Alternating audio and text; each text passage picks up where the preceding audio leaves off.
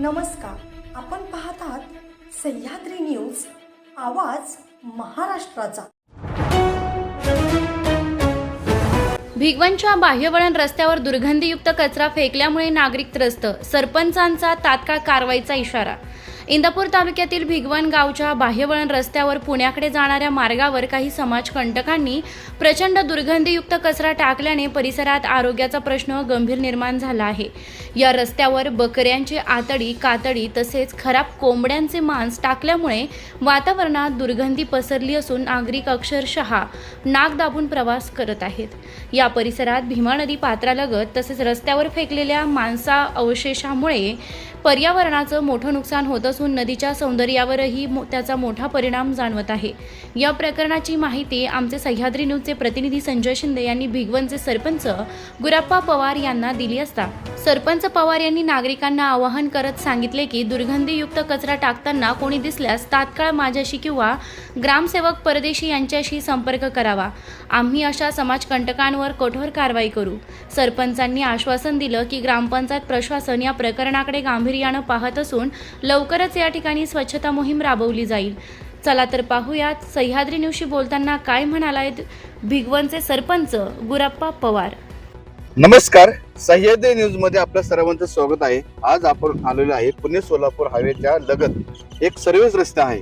त्या सर्व्हिस रस्त्याच्या शेजारी इतकी दुर्गंध पसरलेली आहे की अक्षरशः येणारे जाणारे लोक इथे प्रवास करत असतात आणि शाळेतले मुले प्रवास करत आहेत। तुम्ही पाहू शकता इथं कोंबड्याचे जे वेस्टेज आहे इथं पडलेले रस्त्याकडे इतकी दुर्गंधी पसरलेली आहे।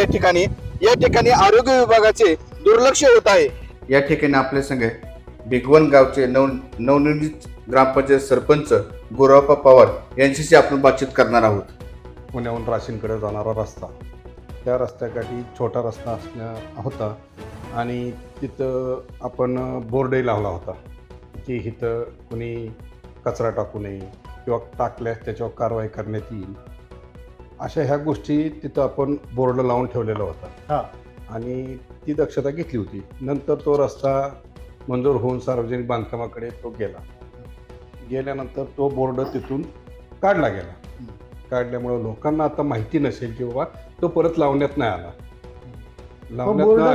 बोर्ड असेल किंवा नसेल, सार्वजनिक ठिकाणी किंवा भीमा नदीच्या पात्रात दुर्गंधी पसरवण्यासारखी किंवा घाण टाकण्यासारखी भीमेचं सौंदर्यात बाधा, तुमच्या भिगवणच्या सौंदर्यात बाधा निर्माण होते, दुर्गंधी पसरते, रोगराई पसरेल, अशी त्यांना एवढी अक्कल कशी नाही की दुकानदारांची ही घाण रस्त्यावर कशी टाकतात। आता ती दुकानदारांसाठी आपण जे प्रत्येक दुकानदार आहेत त्यांच्यासाठी आता परत एकदा म्हणजे अगोदर तर आपण त्यांना कळवलेलंच आहे की बाबा तुम्ही जो वेस्टेज आहे तो कचरा कुंडीतच गेला पाहिजे तुमचा इतरत्र गंदगी ही पसरली नाही पाहिजे। आणि आता इथून सुद्धा पुढं आपण त्यांना प्रत्येक दुकानदारांना, समजा बकऱ्याचं दुकान असेल किंवा कोंबड्या चिकनचं दुकान असेल, प्रत्येकाला नोटीस काढण्यात येईल आणि प्रत्येकाला नोटीस काढून त्यांना बजावण्यात येईल बाबा इथून पुढं जर तिथं कोणी म्हणजे आढळल्यास, तिथं कुणी कचरा घाण करणारे आढळल्यास त्याच्यावर कडक कारवाई करण्यात येईल ही त्यांना सुचवण्यात येईल। आता यावर मला सांगा की आरोग्य विभाग बी काय लक्ष देत नाही, ग्रामपंचायत नेमकं ठोस आता काय कारवाई करणार तुम्ही? आता ते फक्त दुकानदार आणि आरोग्य विभाग आणि काही इतर त्या संदर्भात काही शासकीय अधिकारी असतील त्यांच्याशी संपर्क साधून जेणेकरून तिथं दुर्गंधी होणार नाही ह्याची दक्षता घेणार। नेमकं काय करा आता जे त्या टाकतात त्याला नेमकं तुम्ही काय करणार? त्याच्याकडे कारवाई करण्यात येईल।